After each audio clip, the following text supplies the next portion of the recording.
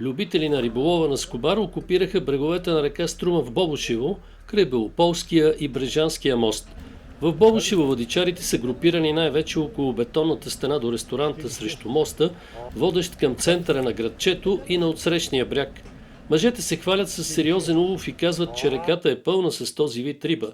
Използваната стръв е най-различна – троха хляб, бял червей, кускус, малко парче сланина. Тук идват да ловят и рибари от Република Северна Македония. В този участък на реката има огромни пасажи с скобар, обясняват водичарите, показвайки ни огромните тъмни петна във водата, забелязващи се от моста. Гледате черното петно, Да. и всичко е скобар. Сериозно? Да, е това петното, където го гледате от тук. Ена там Така нагоре ли? всичко е скобар. Да, бе, ги се гледат. Стига. Защото няма слънце, иначе лъска. Това е всичко риба долу, където го гледате. И вие ловите на троха, нали? Да, на троха. Основно повечето на троха ловат, Повечето на троха. защото видяхме там и на кускус и на други примамки. Аз съм привърженика само на троха, на хляб. След като дава добри резултати, Да. Ами, фаща се доста риба. Не, да не се фаща. добре сте напълнили. Ето.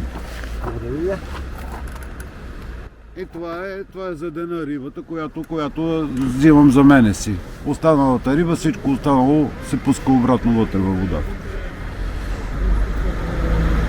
Чудесно. Това ли е едно от любимите ви места тук на Бобошевския мост? Не само това, ходиме Бело поле, Кресна надолу. Там слизаме. също има добър скобар. Да. Там са по-добри, по-големи са скобарите. Като тук са пасажи има много големи, но редко се хващат големите, средни са. Но има над кило, кило и половина. Има Пак е добре, звучи добре. О, идеално. Важното е да има емоции.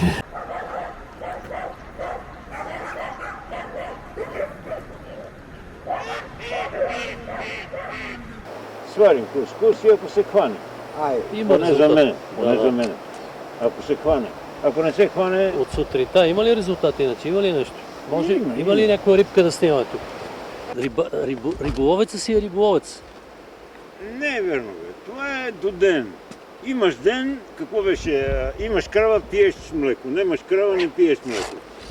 Може цял ден да фърляш, нищо да не фанеш. Може Така е, да. половин час да фърляш и да имаш. Остава в зимния период само скобара до размножителния. Излизат ли големи парчета? Доколко горе-долу може да се хванат? Излизат и над 2 кг. Късат, да ти кажем, обаче това е риска на занаят.